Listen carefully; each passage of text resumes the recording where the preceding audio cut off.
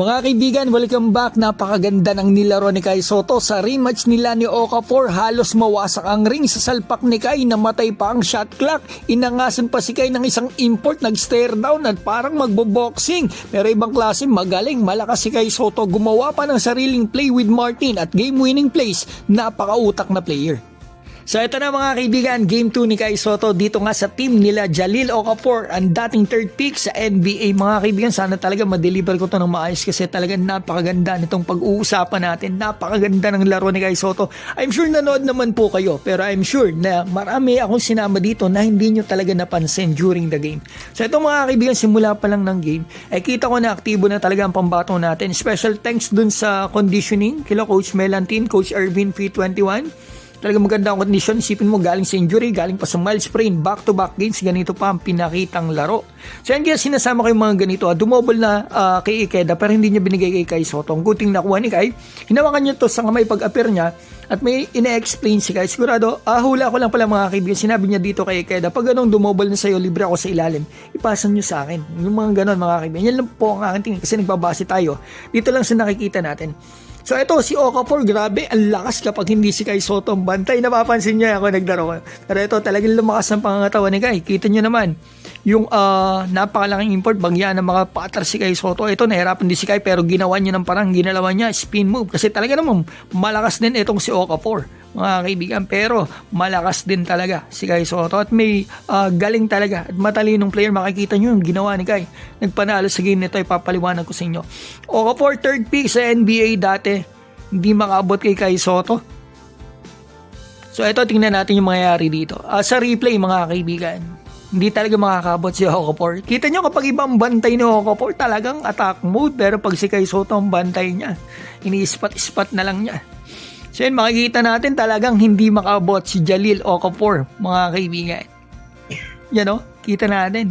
Hindi naman high leaper talaga si brawler talaga to, si Jalil Okafor.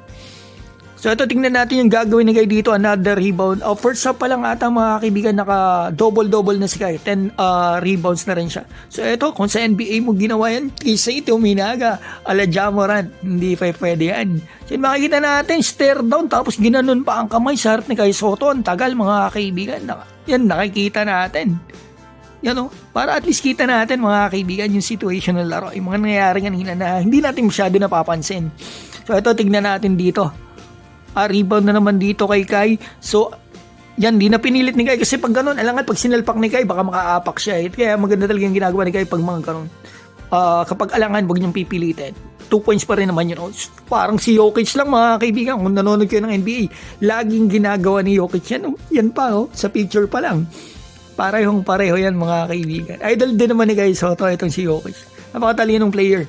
Dumobol sa kanya. Paparating pa lang si Martin. Wala pa dun sa pwestong yun. Doon binato ni Kai Sotto. Saktong-sakto. Galing. So tingnan natin. Kasi Tuminaga ng too small na naman. Grabe talaga mang too small. Si Kasi Tuminaga. Pero grabe ang bawi ni Kai Sotto. Grabe. Lumipad si Kai dito mga kaibigan. Kita nyo yung ring. Halos mahalit kay Kai Sotto. Buti magandang quality yan. So yan, kita natin. Tabingi ang ring. So yun, layo mga kaibigan. Nice one. Mas gusto ko talaga ito si Ikeda mga kaibigan. Mas may maayos yung pumasa. Kai Sotto first half, 12 points and may 10 rebounds na ata siya dyan. Basta sigurado ako mga kaibigan na siya po ay double-double na. Ito si Dwight Ramos, kaya hindi natin isasama.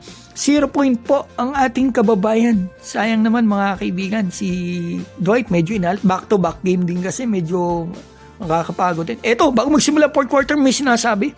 May inaano dito si Kai Sotto kay Martin. So ito nangyari after nyan. Yan kasi simula pa lang, bago sila pumasok, may pinag-uusapan sila. Magaling, mautang na player. Mukhang gumawa ito ng diskarte. Gumawa ng play si Kai Sotto at si Martin. So yun, makikita natin, butatan na naman dito ang third pick Kai Sotto. Yan, nakikita natin, napakalakas ng salpak ni Kai Sotto dito. Lucky break kay Kai, nice one, sinalpak niya. So ito, ang ganda rin ng pasa kay Matsuyama. Napaka-selfish player. So yan, parang namang ginawa yung bata ni Kai doon ng kalaban para hindi maaabot talaga. So ito, makikita natin yung mga rebounds ni Kai. Good thing nakikita na natin yung kanyang mga talon dito. Sayang, di pumasok mga kaibigan. Kaya naman pala Matsuyama yung mga pasang ganun. Sana, minsan wag mong pilitin para mas makarami kayo ng panalo. Sayang yan mga kaibigan, sinasabi ni Kai sa taas. Nung timeout ni coach yan, pinapaliwan sa taas na lang, wag sa baba. Masusundot talaga yun. Lamang sa ibabaw tayo dyan. So itong mga kaibigan, feeling ko pinasushoot to Pero ang magandang ginawa ni Kai Soto, tinapik niya pataas. Kasi isa lamang nila, pag nakuha ng kalaban niya, maka-timeout 1 seconds, almost 2 seconds, makakatira pa sila dyan. Ang ginawa ni Kai Soto, hindi na niya pinalapat sa baba. Tinapik niya ng 2 beses pataas, ubos ang oras. Nice one, Kai Soto, panalo tayo. Para sa akin mga kaibigan, yun ang game-winning play dito. Kasi mga kaibigan, kung talagang nakuha yun ng kalaban sa almost 2 seconds na yun, 1.8, ipagpalagay na 1.5 o 1.2, kung nakuha nila yun sa rebound, sabay timeout, makakatira pa sila, possible quick 2, talo sila kapag na-shoot ng kalaban kasi isa lang ang lamang nila. Kaya talaga, nice one. Kai Soto, double-double ka dito.